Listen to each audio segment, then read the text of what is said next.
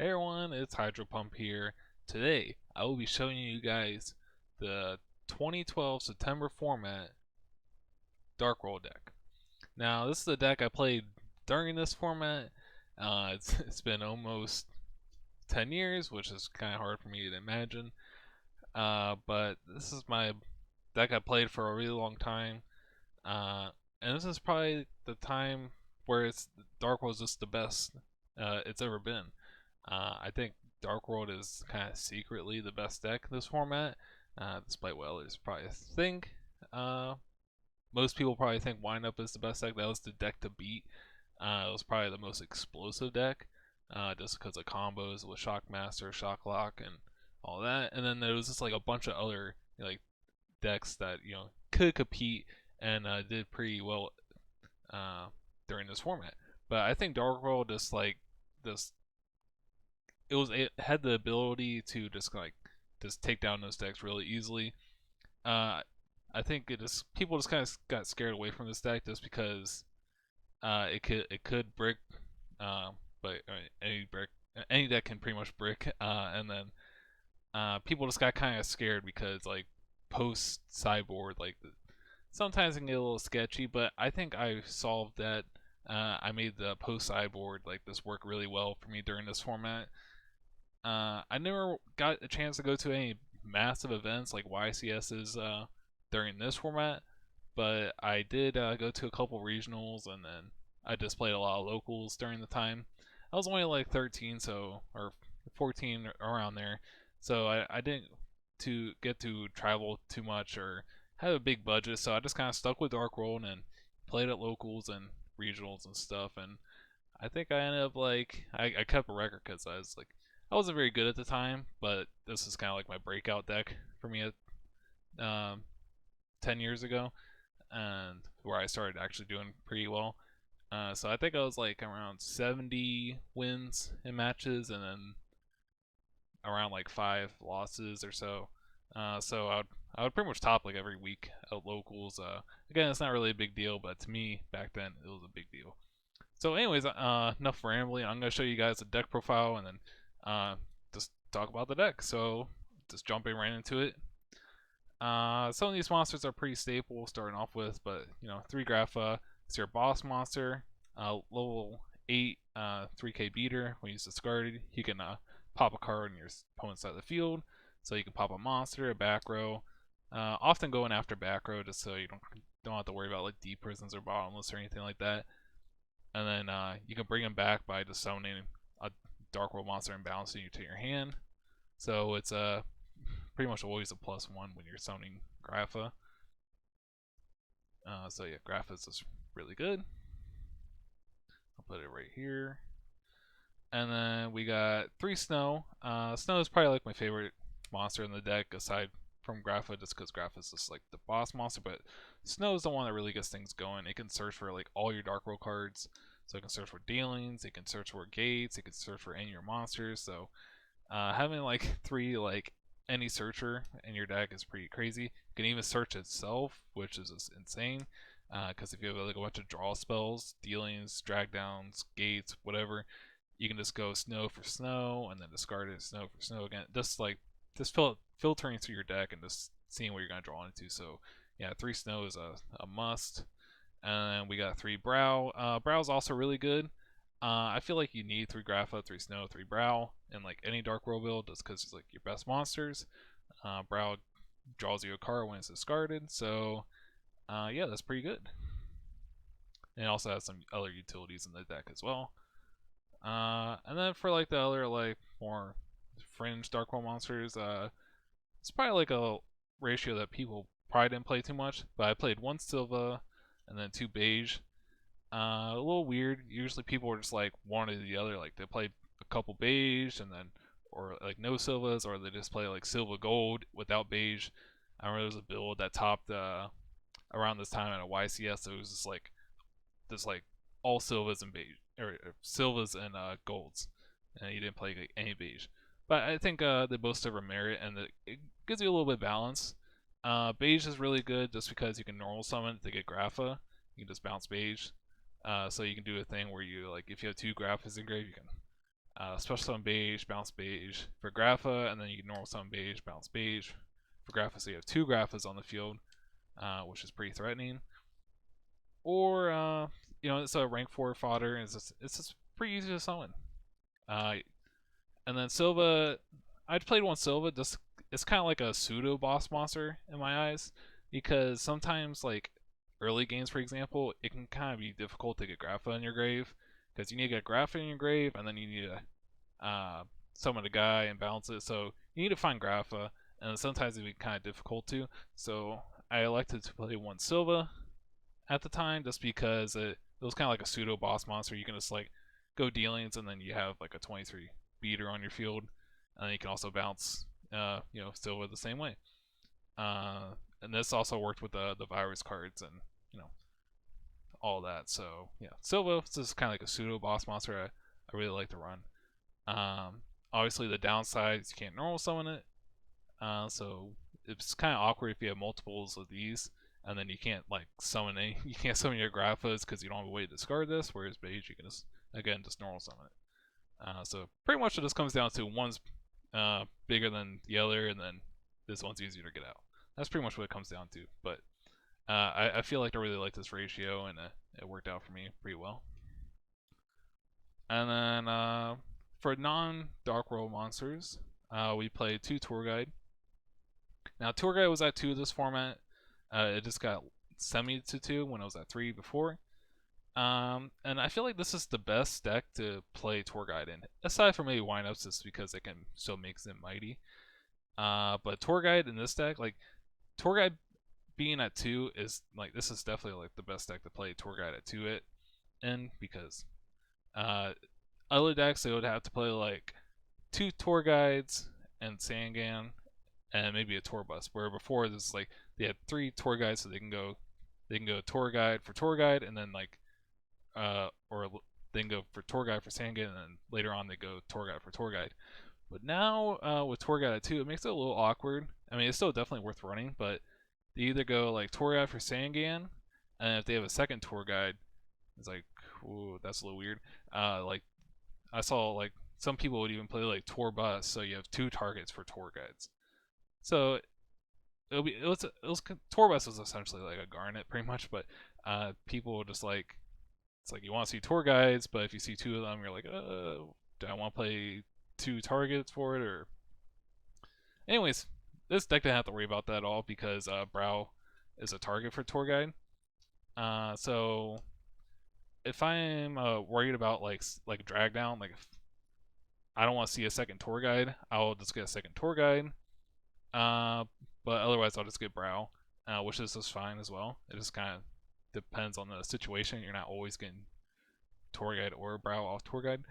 And then you can also just summon Tour Guide, bounce Brow to summon Grapha, which is also pretty good early on. So yeah, but yeah, Tour Guide is definitely really good in this deck. It's I feel like it's pretty staple. So you ran 2 Tour Guide, and then for the last monster, I played one Trance Arching, which is kind of like a replacement for the 3rd Tour Guide, I feel. But also it has like a different utility. It makes the deck feel like a lot more toolboxy, like with Tour Guide and Trance Archfiend.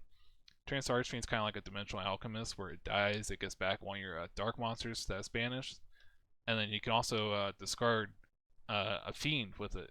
So, and then it gains 500. So it turns into a beater when you discard a card. Which I felt like it kind of served 2 purposes, because it's like toolboxy in the fact that like how Tour Guide is, but it also serves as the utility where it counts as like a discard, a way to discard something. So because you can only play so many discard spells that are actually decent, so Trance is like an extra one of those, and it's a monster in one, so it could be like one or the other pretty much, which is pretty good. So it could be a body or a discard outlet, and it just let you like toolbox really well, because if this gets banished off gates or something, you can just bring it back. If Graphic gets bottomless or deprison, you can bring it back. So this card just had like a lot of good utility, and then like if you were to throw it out there on the field, like your opponent never really wanted to get rid of it. To be honest, like it would just often sit there, and then till your opponent's like, okay, I guess I'll deal with it now, and then yeah. So it was just a pretty annoying hurdle to deal with. So yeah, that's all the monsters. I really like the monster lineup, and it worked pretty well for me. And here's for the spells. So we play 3 gates. This is probably like your field spell. You discard and draw a card.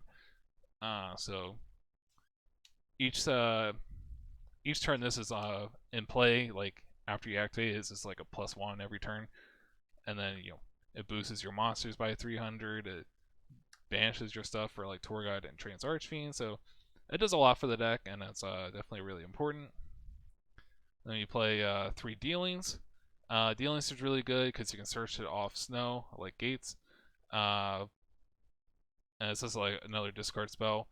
I remember like when Tengu Plants format, people would like play like 2 of these so you don't deal with like the mirror. Discard during Tengu, like your opponent could discard good stuff that's actually good in the grave, but this format you don't have to worry about too much of that.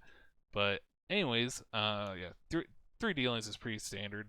I feel like it's necessary, and the mirror match was definitely not nearly as common during this time. Not a lot of people were on Dark Worlds because I guess people just thought it was like kind of like a newbie deck, like haha, you beat me game 1, but I'm gonna smash you with my side deck game 2. Again, I feel like I dealt with that pretty well as far as like post side, but yeah, dealings really good. Yeah, 3. And then other 3 of discard card is 3 drag down. I feel like this card's like kind of cheating because it's kind of like Trap Dushu at 3, where you get to see your opponent's hand. You won't see their last 2 cards, like because they draw 1 off this, and then they draw for turn. But anyways, you get like if you do a first turn, you know what 4 of their cards are, and then you get rid of their best card on top of that. So, and then you just set your good cards and like spells and traps, and you give them an option in between like picking something like this, like you want to discard Brow or you want to discard Snow, or so it's I mean the card's just really good. Any other situation would be a -1, but in this deck it's a neutral and you get the dig usually. It helps you out. So anytime I'm playing this, like activating this card, I feel like it's like a +1 just because you get to see what your opponent has in hand, and then you're resolving your card effects. You Grapha, pop something, Snow, Surge, or Brow. Discarding any of those, you're feeling pretty good with this card. So, as far as sequencing, you always want to do dealings before drag down usually, just because you want to see you want to have the most information, and then you kind of like just shape your hand with dealings to set up for drag down. So keep that in mind. So yeah. You definitely want to play 3 of all these cards just because it's kind of bonkers. And then for the last 3 we play 3 Upstart. I guess you can say Dark World played 3 Upstart before it got popular with Hoban, which is funny. Cause I think I played Upstart in a lot of my decks. I played it in Fabled in 2011, and then I played it in Dark World in 2011 to 2012. But like those decks are just naturally trying to turbo through their deck, so it makes sense for Upstart. But anyways, Upstart is just really good. A lot of people say like, oh, 37 cards is better. It's slightly more consistent. But I think the big thing with this card is it's just 3 less bad cards you have to play. Like you don't have to play like just. I can't imagine like all the decks I've played Upstart in. It's like just okay, take these out and put like 3 random cards, like just like what's your next 3 best cards? And also the times it will probably just be kind of bad cards. So yeah, Upstart's just like insane, I feel like. So just keep the spread. And on for the bunch of 1-0s, we got Allure of Darkness, Foolish Burial, Card Destruction, Monster Reborn, and Heavy Storm. Allure of Darkness was banned, or that's not banned. It was at 1 during this format, but it's pretty good in Dark World, just because you get tutors, Tour Guide and Trance with like Levier and Trance Effect. And obviously playing 15 dark, so I think you can afford to banish with Allure. Foolish Burial. It's good for dumping Grapha. It's kind of funny because I finally got a Turbo Pack Foolish Burial. I've always had like this crappy DT one for like ever, and I always wanted a Turbo Pack one. Just like a little quick story. I remember like I remember when this Turbo Pack came out. Was this Turbo Pack 2? Yeah, Turbo Pack 2, and it was like a local tournament. This I was like, I don't know, 13 or 14 at the time, and this kid a couple years younger than me. We were like opening our packs because we placed well in the local tournament, our turbo packs, and then he got to pick his right before mine because I think he placed like one position higher than me, and he pulled the Foolish Burial. And I was so like upset. I was like, man, I really want a super Foolish Burial, and he would refuse to trade it.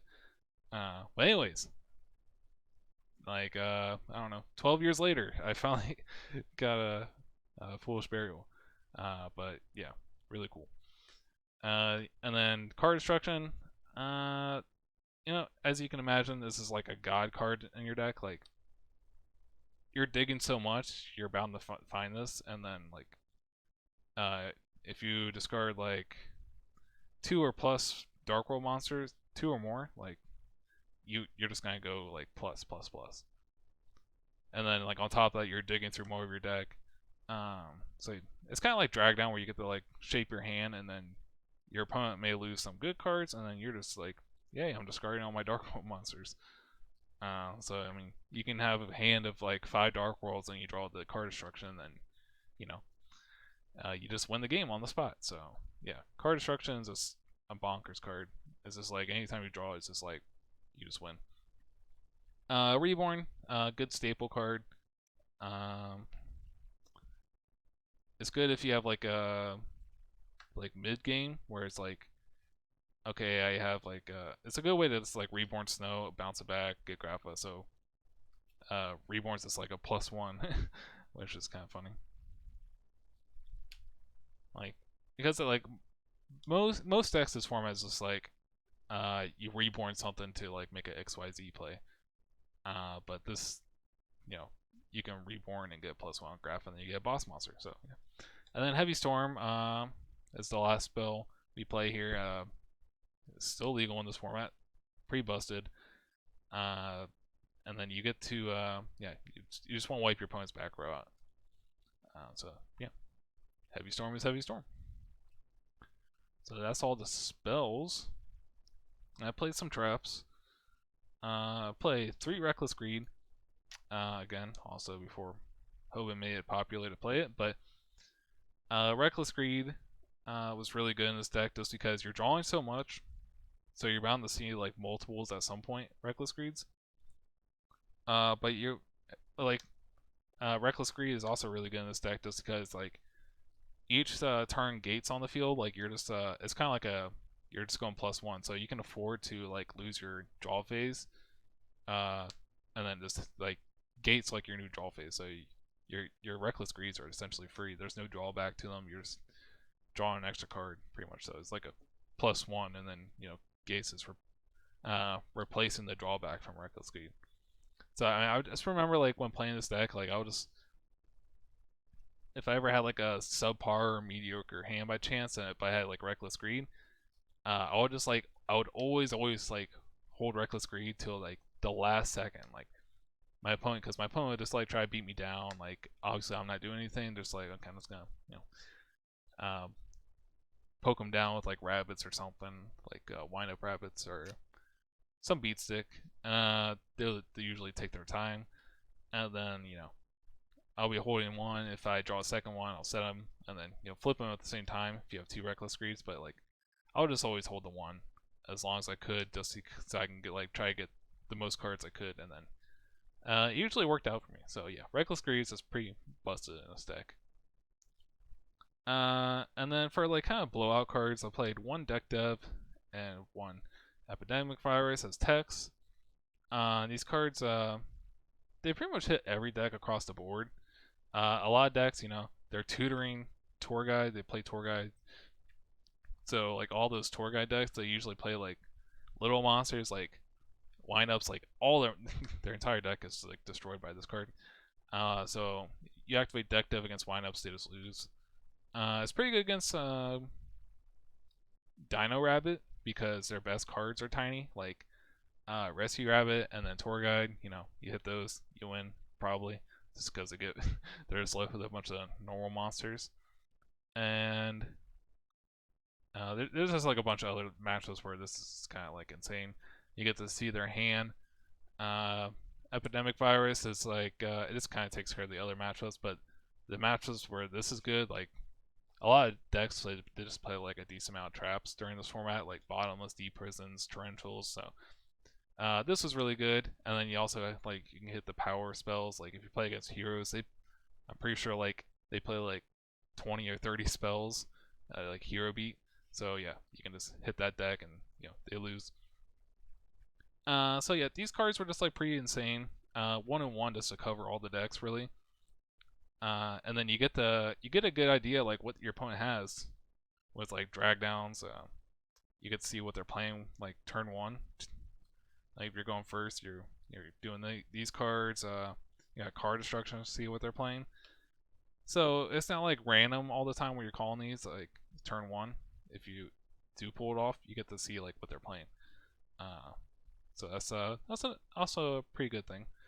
And then the heavy cost of tributing like a big dark monster doesn't really matter with Grapha because Grapha can just return by summoning a Dark World monster, and then it's just a constant +1. So there's a lot of times where like I would just like I'll set up Grapha and then like I wait for my opponent to do something to take care of Grapha, where like okay, so summon Grapha bottoms. Okay, chain one of these, and then they just go really neg.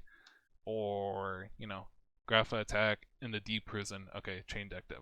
So I usually try to like set up one of these with like a Grapha or Silva to where it's like I'm not getting punished. I get to return Grapha back to grave to protect it, and then I get to like kind of just dismantle your hand and future draws. And then you get to see what your opponent draws for the next 3 turns. Pretty crazy. Cards were just super powerful in this deck. Yeah, so 1 deck dev, 1 Eradicator. I played 1 Torrential Tribute. Torrential was at 2 this format, I believe, but I elected to just play 1. I didn't really find it too useful at 2 in this deck, or just not needed. It could be decent with like Grapha because Grapha is always returning. But outside of that, like I don't want to have 2 just because I'm drawing so many cards at my deck to where like I don't feel like having 2 Torrentials is going to do anything, and I'm bound to see 2 Torrentials. I don't really play too many cards where if I'm playing multiples, like I want to see them. And I feel like that's kind of important with like a deck like this, where you're just drawing so much and seeing so much of your deck.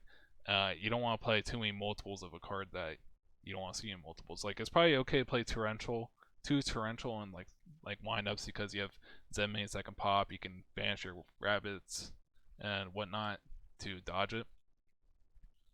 But you're also not like seeing your deck like you are with Dark World. So you definitely want to probably have 2 Torrential and like something like that. Yeah, so that's 1 Torrential. And then some protection traps. We play 1 Starlight Road and 1 Solemn Judgment. Starlight Road is I think some decks, I think like a decent amount of decks probably played it during this time, but I always felt like it was a little weird in Dark World, but I feel like it worked out. Just because like obviously like these are all chainable. Well, they're not always all chainable. Like usually you would have to like sometimes you have to wait and try to set up these. So like these are kind of like vulnerable. That's like sitting in your back row sometimes. Reckless Greeds you can just chain.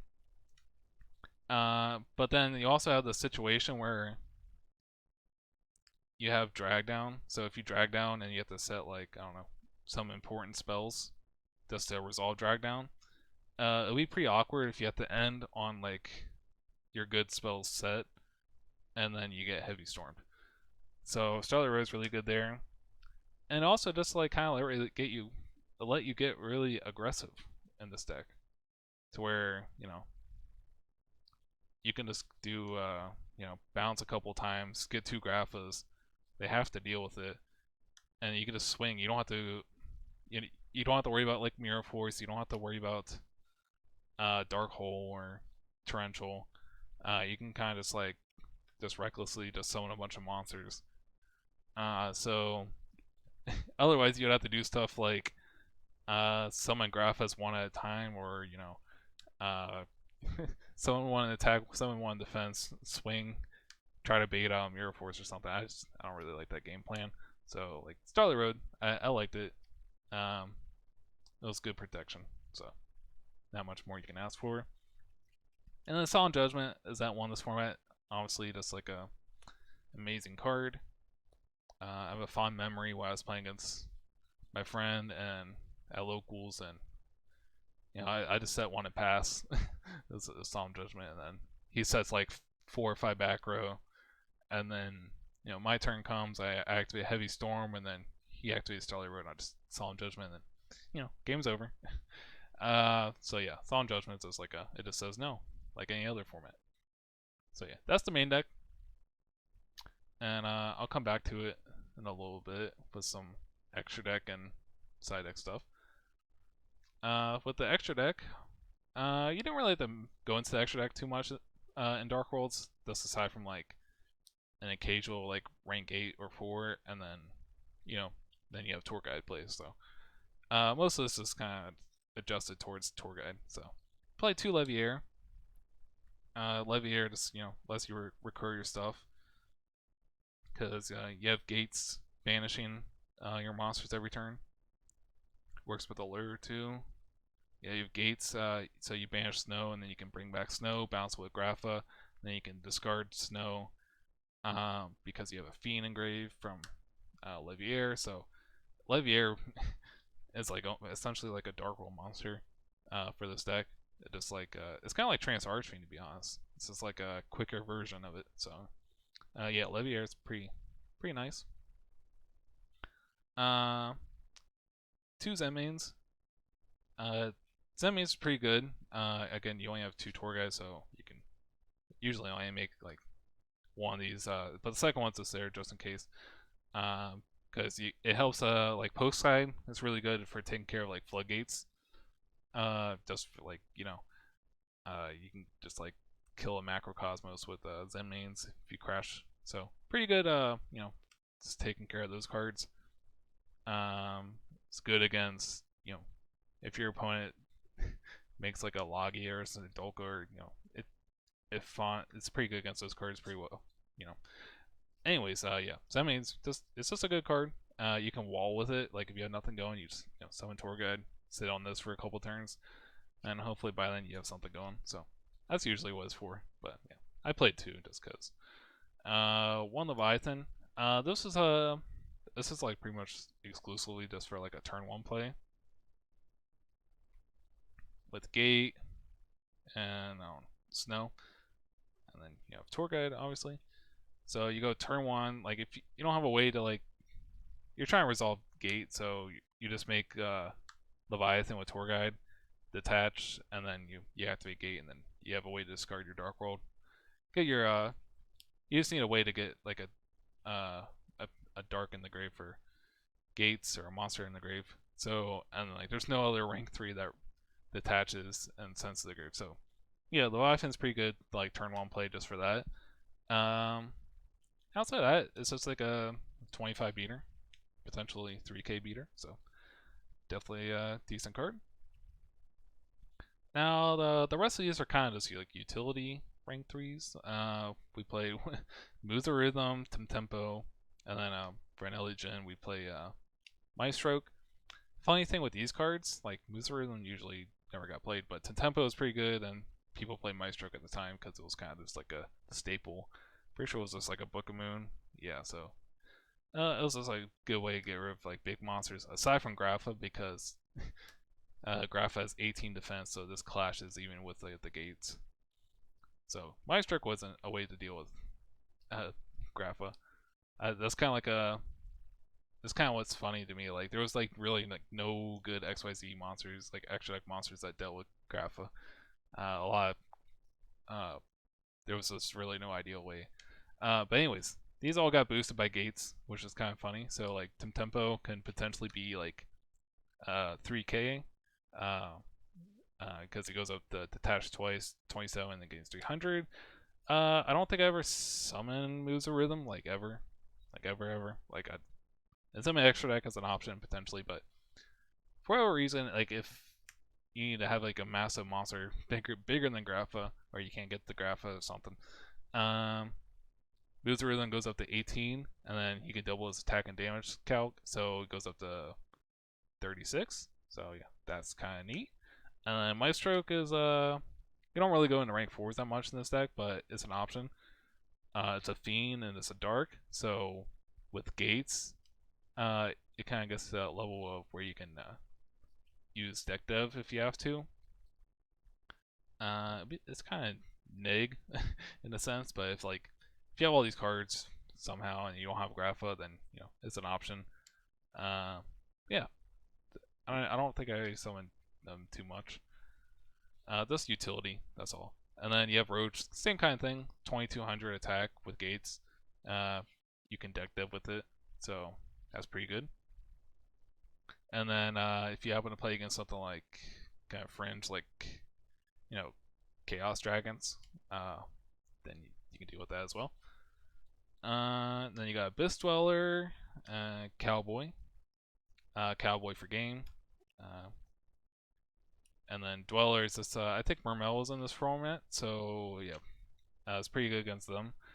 Just because you don't really have a lot of ways outside of like deck dev to deal with Mermels, but like it wasn't like a bad matchup. It was more like a, I guess, neutral matchup. But yeah, Dweller deals with them pretty well. They just kind of lose. And then I don't think I played Acid Golem at the time, but it's decent. I think I played a second Heliopolis, but this it could be 1-1 because I don't think second Heliopolis ever really comes up. Anyways, with Acid Golem, like post side, you can skip with Skill Drain or something, and then it's just like a big body. If you don't have Grapha, though I think I remember people would make this against me like, and then try to deal with Grapha. Just like a way, because like they wouldn't have any other good options.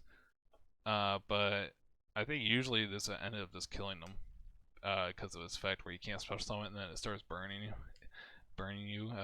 So there's definitely times where like this is like the funny like, oh, you didn't read your card kind of thing, because like people are like, oh, yeah, I can't special summon, so I'm just stuck with Acid Golem. And then Heliopolis is if you have like two, I think it was like the only rank 8 that was useful at the time. If you have two Graphas, it was just like an extra way to pop stuff. So if you have like all your Graphas on the field, like if you have 2 or maybe even 3 Graphas, it was just like kind of like just a way to like kill someone off. And it was again, like if you, I don't know, if there's like some weird situation where it's like your opponent has like a Spirit Reaper, for instance, and you can't get rid of it, you can Heliopolis like if you went through all your Graphas. Otherwise, I don't even think there's like a way to out it outside Torrential. If like that happens to be a case where it's like, oh, use all your Graphas and then Spirit Reaper, you can Heliopolis whatever else you need to pop, and then you can just you can use 2 Graphas for Heliopolis, and then you can just detach, send Heliopolis, and you get your Graphas back. So yeah, oh yeah, and the last card is Stardust Dragon, just for Starlight Road. So yeah, extra deck's not super important. It's definitely some good cards in there though. Sideboard. So this is kind of like where a lot of people tend to like not like Dark Worlds, just like too much hate cards for Dark Worlds. But I think I got the deck to work pretty well post side. So I'm gonna show you guys how I got it to work. So I started a Dark Hole. Obviously a lot of people main deck this, but it's kind of like the same thing with like Torrential Tribute.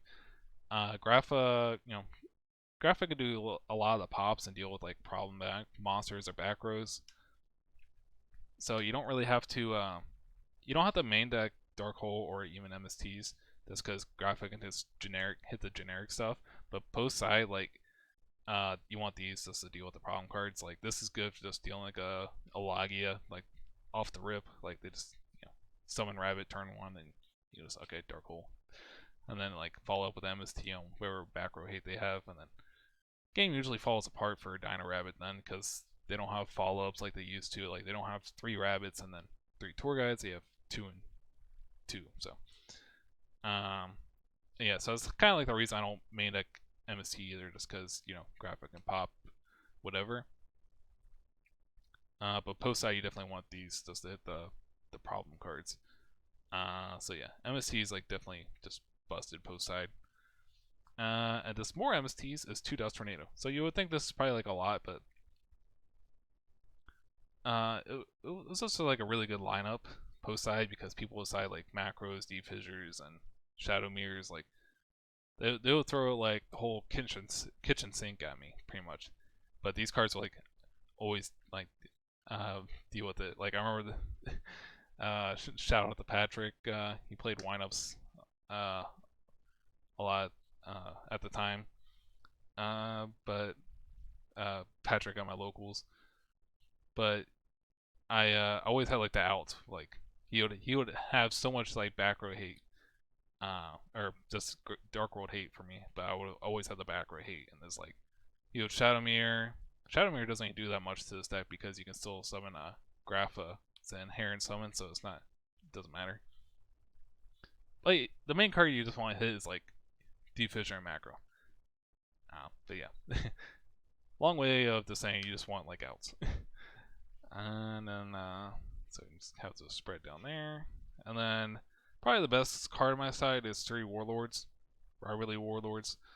You can so it's really good against like windups and Rabbit, and probably a couple other matchups, but these were the main ones off the top of my head. But like the windup matchup, like assume you win game 1 or the windup player is going first. Well, this is good going first and second for me, but they go full wombo combo, shock lock, and all that, and then you can simply just set Warlords and standby phase, flip it, and then they have to send their whole field pretty much, aside from maybe Shockmaster, but they only have a Shockmaster left, and because Warlords like they have all different attributes or types. Sorry, types. So they have to send like their whole board, and then if you deal with the Shock Master, then you just pretty much win. So this is really good going second against windups, even if they do wombo combo. If not, it's also just like insane. It's not like a one-time thing, or if they have a full board, like Dark Hole or something. This is just like good in like every situation against windups, pretty much. Like there's because their extra deck doesn't have anything to where like they don't have like it's not like a types deck. They have like different types of everything. So Warlords is really good at all stages in the game versus them, where all my monsters are just fiends. So yeah, Warlords is just OP versus like Dino Rabbit and windups, which I don't think a lot of people like really explored Warlords during this format. I was kind of shocked. Like I felt like I was pretty much the only one ever playing this card. Anyways. I don't know if this is correct, but I cited 1 deck dev and 1 eradicator. I think this is more so like if I'm going first, like post side, I just put these in and this is like a game shot. But having like 2 deck dev or 2 eradicator, I mean it's technically like the same thing of main decking 1 of each, but it can be dead sometimes. Like if you ever open like 2 of the virus cards, it's just like oh well, and you can't do anything. So definitely not like siding these in going second, but going first, these are really good. So I would maybe swap these out for something else just because you don't want to open too many viruses, but if you resolve these cards, it's just like lights out. And then more like just like extra side deck cards just for other matchups. This is good against like Insectors or the Mirror match. Dark Smog. Smog, so like against the Mirror, you would obviously like side out your Dark World dealings so you're not like getting punished. So Smog was just like another good discard outlet because you don't want to like take out discards, ways to discard your monsters, but it's essentially like a DD Crow and a way to like just get your deck going. And then against Insectors, if you banish the Hornet, you're probably just gonna win. Can't really think of any other matchups these would be good against that's like relevant, but those are like the main two I had in mind. And then I think these are kind of just like last spots. Skill Drain. It's okay. It'll be more so against like Insectors again. Maybe like Geargia. I think Geargia was a deck at this time. So yeah, Skill Drain. Maybe I could find something to side against Mermels. Looking back, maybe because like people like if this format gets popular again, I'd imagine people will play Mermel again. Just like because a lot of people like that deck. But anyways, yeah, Skill Drain's just pretty good against like some decks. It's a little awkward with Tour Guide, but you can make like an Acid Golem or something beforehand, playing around Skill Drain. But yeah, that's the side deck. Now you may like be wondering like, well I said like I'll maybe like swap like these out, like the Skill Drains and Virus cards out. So I'll go over with some other options real quick. If I'm like really worried about like windups, like if this format gets really popular again, I would maybe like side Maxis. Well, it gets kind of awkward because you're siding in Maxis, but they're siding stuff like Deep Fissures are. So they can go Deep Fissures like the chain Maxi, and then they just don't do anything, and then you have to deal with Deep Fissures. So you go -1 pretty much. And then windups can kind of like the thing with like windups. It kind of reminds me of Tango Plants, is that they can this card's like good and bad versus them, because it's like it's good when they're going off, but like windups they can play the slow game as well. It's like get an advantage with rabbits and factories and stuff, so they're not always popping off like just comboing. So these may not be great. But if you're like just worried about them comboing all the time, then Maxi might be an option. And goes the match. It's kind of just like worse versions of Warlords, just because like if they go like Shock Lock turn 1 windups, they still have the Butterfly and Shockmaster compared to just having like one or the other. So they unless them have like one more monster. A random bad matchup I do have is 6 Sams, so this might be decent against 6 Sams. And Dark Smog also somewhat decent against 6 Sams because it gets around that piece. And Trance Archfiend and Tour Guide also get around that piece, so there's that. Anyway, so this might be good against them. But yeah, this is probably like most situations it's towards Warlords.